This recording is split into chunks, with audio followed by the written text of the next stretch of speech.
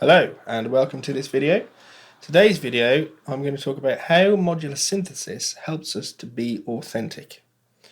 But before I do that, I would just like to share a little story with you. So last week, no, was it last week? No, it was this week.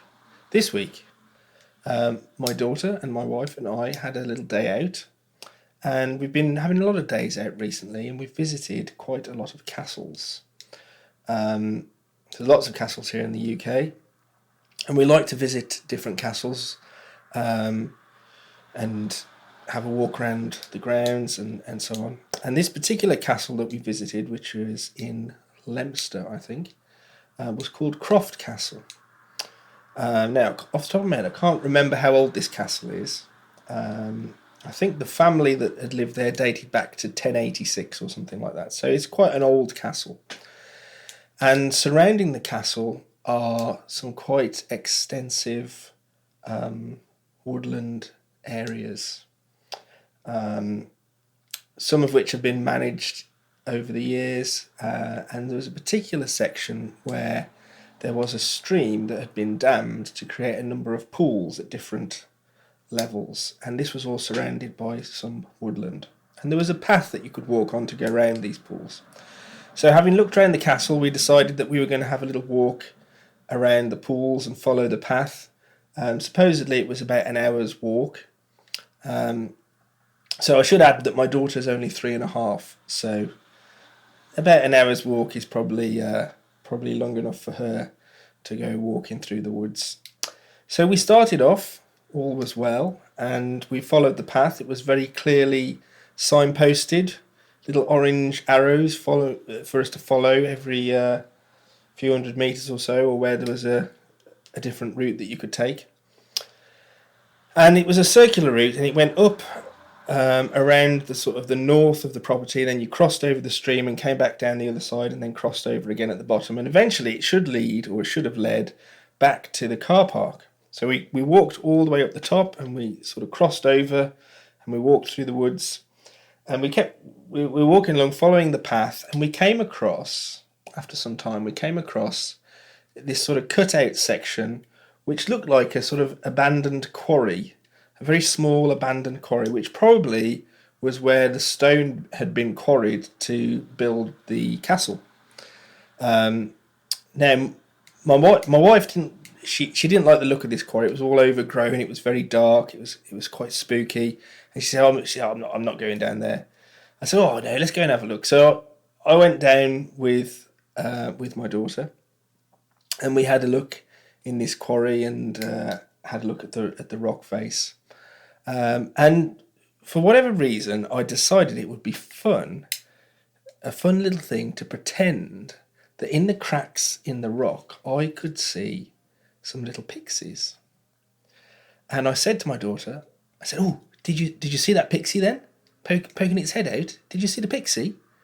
And of course she was very excited. And she wanted to see the pixie as well. So then it became a little game of trying to spot the pixie. So if you're from a different country and you don't know what pixies are, I'm sure pixies exist in other countries, but it's kind of like a fairy. A mythical creature. So I said, oh, let's see if we can find these pixies. I said, we have to be careful though, because pixies can be quite tricksy and they might try and play a trick on us. So we have to be careful. And we started tapping on the rocks and going, hello, little pixies, are you there? Obviously, no pixies came out, and we carried on our journey.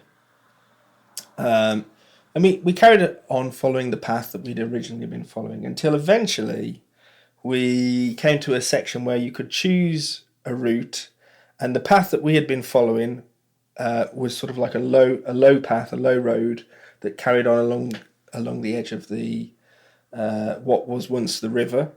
And then there was another path which went higher, and that path should have met back up with the path that we were on originally, but it gave you a higher vantage point, so you could see all along the valley a bit easier. And so we decided that instead of sticking to the path that we had been on, we would carry on along this higher path, and we would get a better view of the valley and the river and so on. So we started taking this path, and then after some time, we kind of thought that we needed to, time was running out, and we probably should have met back up with the original path, but for whatever reason, we hadn't. Maybe we'd missed a turn off or something, but we were getting deeper and deeper into the woods, going off on a much longer route than we wanted to. Now, as the afternoon was progressing on, it was getting quite late, and we were a little bit concerned that the car park where we parked our car would close and we would be locked in, and it was sort of a 2-hour journey back home. So we didn't really want to be locked in a car park in the middle of the forest, wherever. So we started to get a little bit concerned that we couldn't find our way back to this original path. And so we kept walking, and then we decided, no, we've gone the wrong way. Let's just turn back and we'll go back to where we knew the path was, and we'll carry on the original path. So we did that, except, of course, we couldn't then find the original path. So we turned back, and then we decided we need to go down a different path. We found a third path, if you will, that seemed to connect the two paths together. So I said, right, let's go down there. So we went down this third path, and still we were no closer to getting back to the original path, and time really was ticking on. My wife was starting to panic. She gets quite anxious about these kind of things, getting lost and so on. So we turned back again, but we still couldn't find our original way. And the whole time, me and my daughter are still playing this game of, let's see if we can find some pixies. Can we see any pixies anywhere? Still not able to find our original path or even just a way out. So we'd got a map, but it wasn't a very good map. It wasn't very clear, and a lot of the paths weren't marked on the map. So it wasn't much help. Anyway, eventually we sort of managed to get back across the river and started walking down what we thought was the path back to the car. However, after some time, it became evident that this was not the correct path, and we were again on the path that was taking us deeper into the woods, that we thought we'd got off that path. So we turned back round again, and eventually we found a track, and that led up to a road which was sort of quite far south of the car park, but we knew once we were on that road that we just got to walk up the road, and we'd be back at the car park.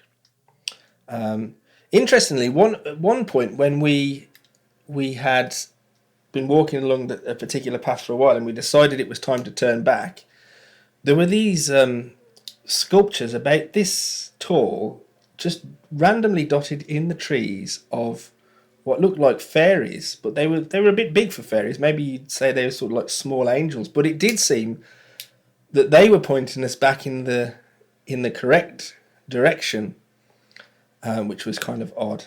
Anyway, eventually we got back to the car, and we were sort of laughing about it because my wife had got a little bit sort of anxious and she was not very happy. But by the time we got back to the car, she calmed down.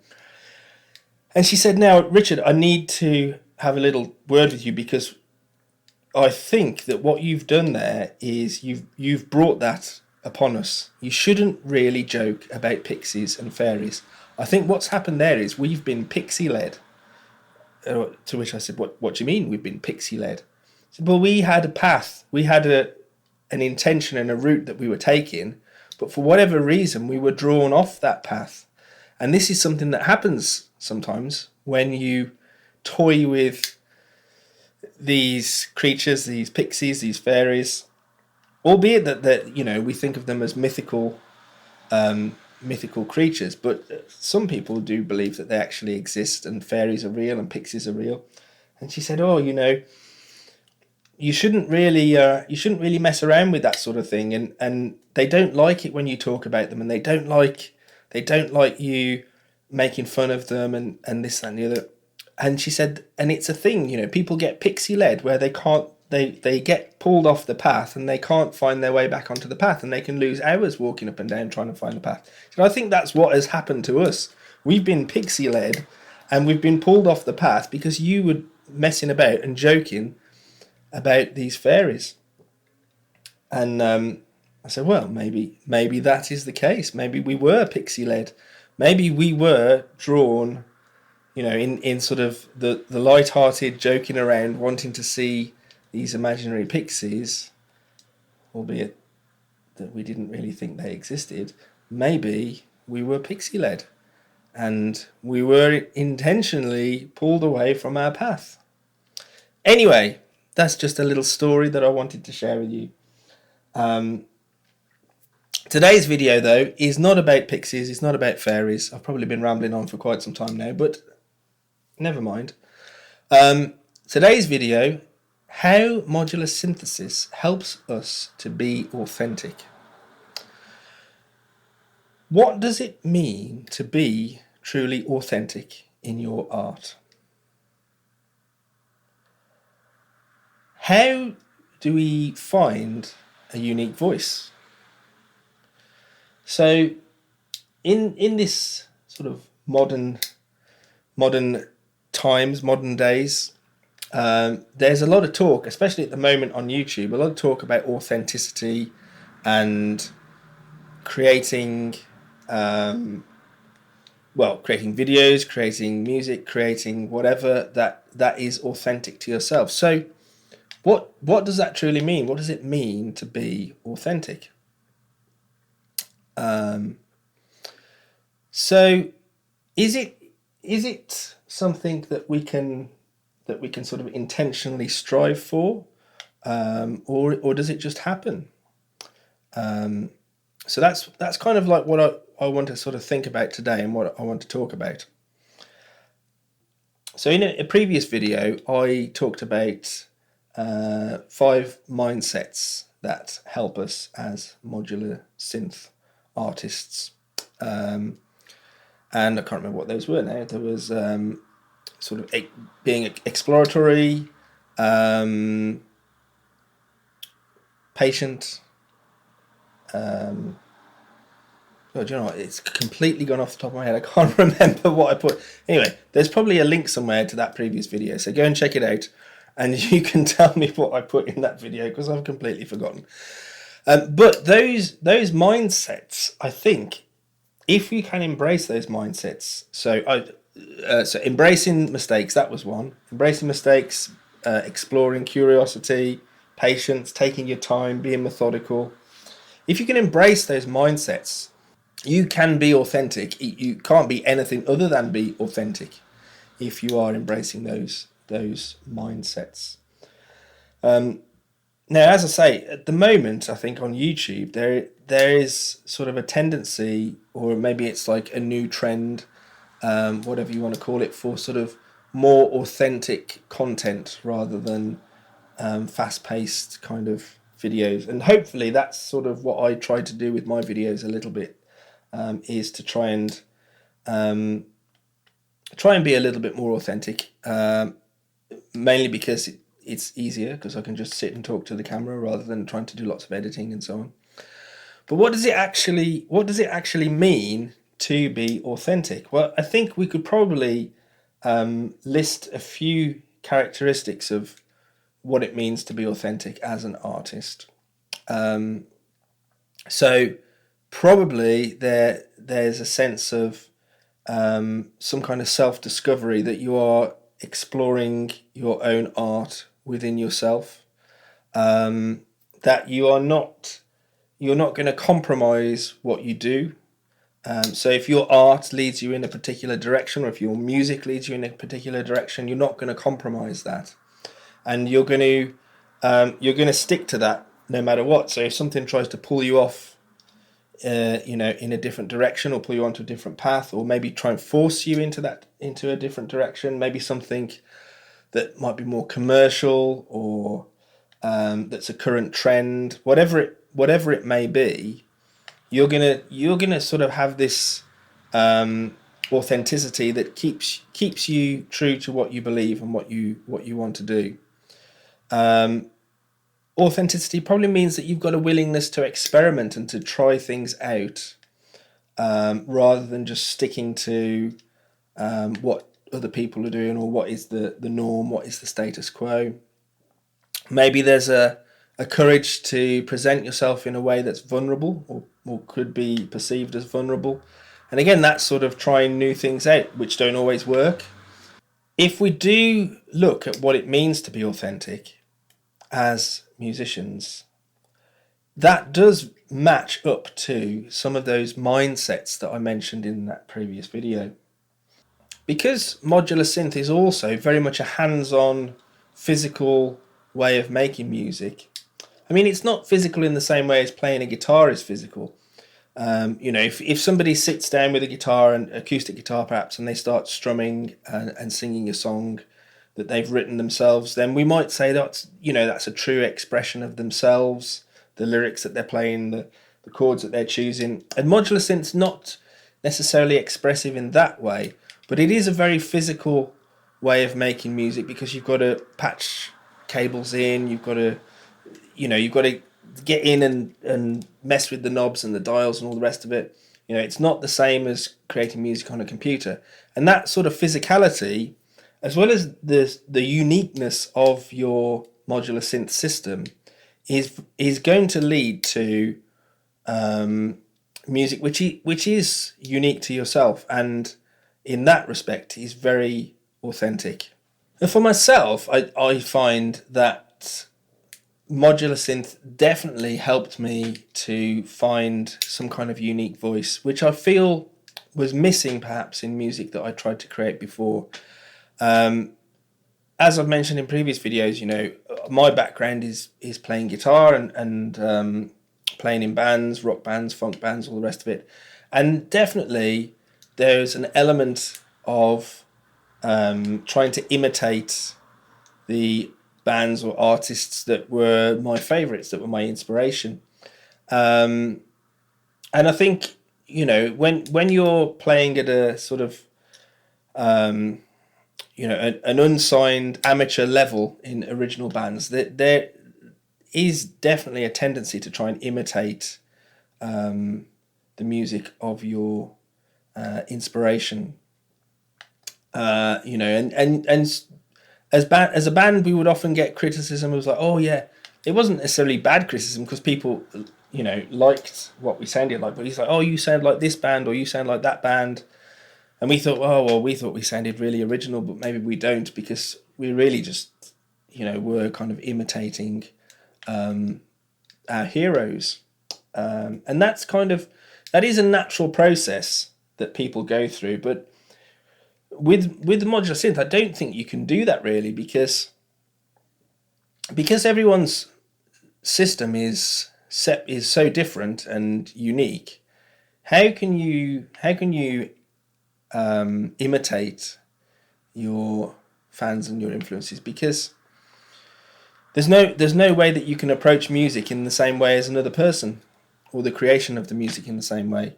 And as I've said previously, so often we sit down at the synth, maybe with an intention to do something which might be an imitation of something that we've heard or would aspire to, but ultimately the end result ends up being very, very different. And the synth kind of pushes you in that direction. It pushes you to be unique, and maybe it pushes you to be more authentic.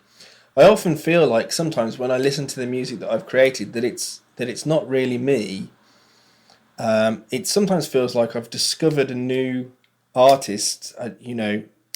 That music is created by somebody else, but it isn't. It's been created by me, and it almost seems that the modular, and working with the modular, kind of pulls that out of you, where perhaps that wouldn't happen in more traditional forms of writing music, or if it does happen, it happens after a much longer period of time. I guess ultimately, the importance of authenticity and whether we are authentic as artists is in the process. And again, it comes down to that sort of exploratory curiosity that we've talked about so much before. But that process is probably way more important, and being authentic to yourself and taking risks and trying out new ideas, that's probably more important than the end product, than the music that you create. And so if I were to try and sort of give one message or takeaway at the end of this video, it is to try and as you are creating your music, try and stick to your path. Try not to be pixie led. Try not to be pulled away onto different paths. Try to stick to your own way of doing things, your own unique methods and ideas. And if you do that and you stick to that, then you can't help but create something which is truly authentic and unique to yourself. I hope you found this video interesting, and I'll see you next time. Thank you. Bye-bye.